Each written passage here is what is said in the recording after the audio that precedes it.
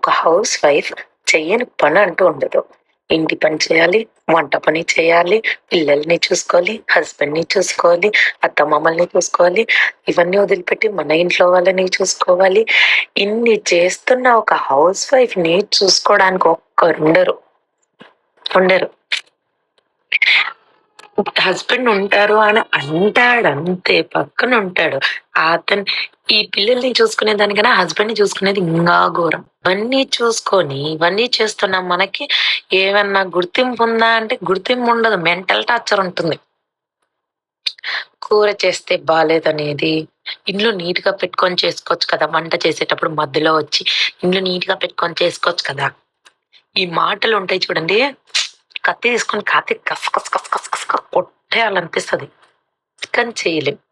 ఎందుకంటే house wife కదా. అన్ని ఉద్యోగాలకి జీతాలు ఉంటాయి, అందరూ ఇండిపెండెంట్ గా బతుకుతారు, ఒక్క హౌస్ వైఫ్ తప్ప. పాల ప్యాకెట్ కావాలన్నా కూడా, ఏమండి పాల ప్యాకెట్ ఆర్డర్ పెట్టారా అని అడగాలి. అలా ఉంటుంది.